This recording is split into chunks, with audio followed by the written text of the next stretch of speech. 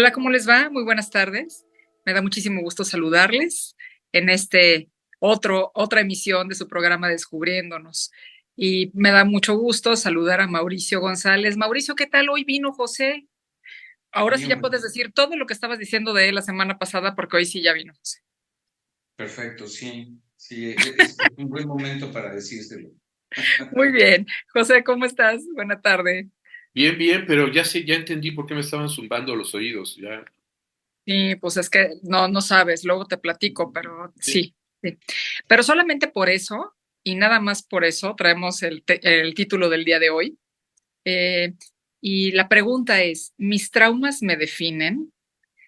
Digo, recurrentemente encontramos, pues en los espacios de consulta, pero no solamente en los espacios de consulta, sino mucha gente que piensa y que está absolutamente segura de que sabe cuáles son las circunstancias que los llevaron a estar en determinada o cual situación y que están relacionadas con un trauma. Y entonces estamos hablando de temas así como definidos en el sentido de que, bueno, es que lo que pasa es que el papá fue alcohólico, no, es que lo que pasa es que no tiene una familia funcional, es que lo que pasa es que la mamá los abandonó de chiquitos y entonces pareciera ser que ya hay un tema ahí de un trauma que es como una especie de cicatriz que siempre va a determinar una serie de circunstancias que estarán dirigiendo la vida de alguien. ¿Qué piensas, Mauricio? Bueno, no sé si tengan tiempo, pero miren, por ahí del año de 1800 y tanto, bueno, sí, de manera muy coloquial se puede hablar de que los traumas, nos hacen tal o cual cosa. Si somos muy rigurosos, bueno, la idea es, que no hay una sola definición de trauma. Yo diría que podemos empezar quizás con una de las que Freud trabajó, que tenía que ver con que si de repente algo rompe, digamos, una cierta estructura psíquica, llega una pulsión o algo y rompe eso, pues genera un trauma, digamos. Esa es una de las definiciones y no es la única también en Freud. Otra de las características de las que hablaba Freud es que tenía que ser algo que nos sorprendiera, algo que no esperáramos y de repente llegara. Entonces, bueno, visto desde esa perspectiva, por supuesto que para Freud esta cuestión de lo traumático tenía un efecto. Y no era un efecto menor. Pero sí tendríamos que partir un poco, digamos, de qué estamos entendiendo por trauma. Yo diría que a nivel coloquial, todo aquello que me representa una situación impactante por un lado y por otro lado no grata, pues le llamamos trauma. Y por supuesto que si estamos hablando desde ese lugar, por supuesto que sí, seguramente tiene una injerencia, ¿no? Una persona no habla de que está traumada de cualquier cosa. Usualmente es algo que impacta, entonces por supuesto que sí, ¿no? Uh-huh. Ujú. Bueno, sí, claro, por supuesto que siempre que la gente habla de un tema de un trauma, está hablando de alguna circunstancia dolorosa, alguna circunstancia que le ha ocasionado una marca, por eso yo refería a un tema de una cicatriz. Pero el tema es, todo lo que nosotros somos ya está definido a partir de esos dolores, de esos temas, o hay algo que hacer al respecto. ¿Tú qué piensas, José? Pues mira, creo que el asunto es complejo porque creo que sí hay libertad, pero no tanto. Althusser, por ejemplo, decía que somos libres, fíjate, de someternos a nuestro propio deseo. O sea, es decir, yo puedo estar haciendo muchas cosas, pero no estoy concernido auténticamente por aquello que hago. Por lo mismo, no soy allí en donde estoy haciendo las cosas. ¿Me explico?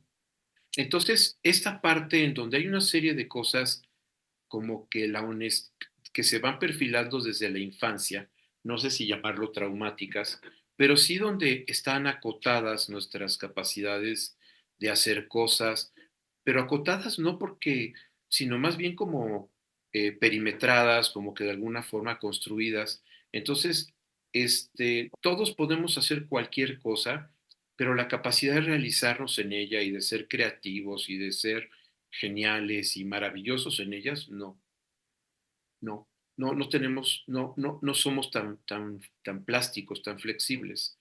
Entonces, si hay algo del asunto del famoso infancia es destino, no es exacto, pero es verdad que hay muchas circunstancias y cosas que de alguna forma están operando de manera inconsciente y podemos morirnos sin advertirlas, ¿eh? Eso también es verdad. Y entonces se convierten en inhibiciones y cosas que yo simplemente no hice por alguna inhibición o cosas que eran traumáticas. Y entonces aquí lo que dice Mauricio, ¿qué es aquello que es considerado traumático, digamos, para la gente? Pues aquello que es profundamente perturbador, ¿no? Lo que ha sido profundamente perturbador. El propio Freud, por ejemplo, cuando en un texto escrito hacia 1915 que se llama El trauma en las conferencias de introducción al psicoanálisis, dice que el trauma siempre es post facto. O sea, no existe para Freud un evento cuya naturaleza sea necesariamente traumático. Por ejemplo, varias personas que están en la guerra, la experiencia de la guerra será diferente para cada uno de ellos. Y entonces para alguno de ellos podrá ser vivido como traumático, como esto, como el otro. Y entonces te podrá decir, bueno, pero es que estuve en la guerra y eso era traumático.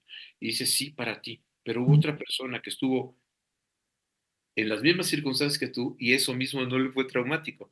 Entonces lo que Freud decía es que el trauma generalmente es post facto, es a posteriori. Hay una serie de circunstancias que hacen que ese evento pueda ser resignificado y convertido en algo traumático, ¿no? Entonces, pero el tema eso de si lo que buscamos es una coartada, como lo estás planteando tú, Luz, es mi coartada de, lo que pasa es que yo soy un tipejo porque pertenezco a una familia disfuncional con un padre ausente. No, tú eres un tipejo porque eres un tipejo y puedes resolver eso y no hay un destino. Eso el Freud llamaba neurosis de destino, ¿no? Querer ahí construir esas cosas. Entonces, es un poco como lo pienso, Luz. Gracias, José. Bueno, sí, esto de las coartadas. A veces creo que puede sonar un poco extraño y que hasta incómodo para muchas personas cuando lo escuchan, pero importante que nos detengamos a reparar en ello, porque esas coartadas, esos pretextos en los que no nos damos un lugar a preguntarnos si eso de lo que estamos pensando efectivamente nos va a definir como si fuera una receta de cocina y entonces ya no tenemos manera de poder hacer nada con ello. Y pues entonces estaríamos limitados, porque pues entonces ya la receta es así y entonces solamente de esa manera puedo ser. Entonces, muy importante esto que dices, porque si bien es cierto que muchas de las circunstancias que nosotros tenemos incorporadas dentro de nuestra vida misma, claro que inciden en esa vida, también lo es que incidirán diferente para cada uno y que nosotros podemos hacer algo con ello. Pero pues para eso tendremos que preguntarnos y no preguntarnos, digamos que destinándonos nosotros mismos a estar, digamos que en ese hoyo del que yo ya no puedo salir porque tengo exactamente todas las condiciones que me hicieron llegar al hoyo en el que me quedaré enterrado, ¿no? Entonces, eso es una forma que es importante que nosotros volteemos a ver. Y entonces, aunque pueda sonar, digamos, pues sí, es una coartada, pues sí, sí, sí, me estoy poniendo, digamos que algo para que yo no pueda responsabilizarme ni siquiera de pensar cómo estoy viviendo eso y si lo puedo vivir de otra manera. ¿No es así, Mauricio? Sí, claro, por supuesto que si vuelvo a esta concepción coloquial, si yo considero lo traumático como irrebasable y que, bueno, como es un trauma no puedo hacer nada con él, bueno, pues en efecto se convierte más en un pretexto o en esto que hemos llamado coartada. En efecto, así es como lo comentaba José, llegado el caso, para Freud lo traumático tenía que ver con en realidad dos escenas, no con una. Ajá. Y muchas veces lo que definía lo traumático no era la primera escena vivida, sino la segunda. Para Freud esta era una condición. Entonces, como podrán darse cuenta, tiene que ver con una reescritura de esa primera escena. Entonces, en efecto, si pensamos lo traumático como lo absolutamente irrebasable, bueno, más bien parecería que es una especie como de pretexto. ¿Mm? Eso habría que ver, cada quien lo tendría que hablar. Uh-huh. Claro. Ok. Sí, por supuesto. En ese sentido, si yo entiendo tu planteamiento, Luz, tendría que ver con eso, ¿no? Si pensamos lo traumático como algo irrebasable, No. Yo pensaría que no necesariamente es así, ¿no? Más bien Ok, se son un pretexto. así es. Entonces, José, querrá decir que nosotros somos responsables de saber qué está pasando con nosotros, qué es lo que nos está intolerando, qué es lo que nos está incomodando, para entonces ir a tratar de jalar un hilo que nos permita replantearnos frente a esto que estamos viviendo. ¿Es así? Correcto, exactamente. Ujú. Pues bien, solo que no es sencillo, ¿verdad? No, es una tarea difícil. Primero, darte cuenta que si estás usando la coartada es porque no quieres hacerte cargo. Entonces, pero el tema es que llega el momento que te estás como la mosca dando tantas veces contra el vidrio que de repente dices, wow, wow, wow, a ver, ¿qué pasa, no? Pues sí. Pues bueno, pues importante entonces, y la invitación pues está abierta.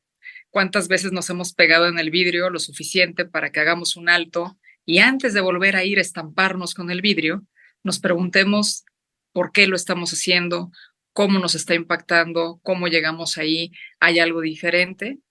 Es decir, involucrarnos con nosotros mismos y con aquello que padecemos antes que irnos a determinar con una circunstancia de la que pensemos que no nos podemos mover. Pues, como siempre, muchísimas gracias, muy interesante la participación y pues nos encontramos en el siguiente Descubriéndonos la próxima semana. José, muchas gracias. Mauricio, muchas gracias. Un gusto siempre Gracias estar a con ti, los Luz, dos. gracias a todos. Saludos. Nos encontramos pronto. Bye.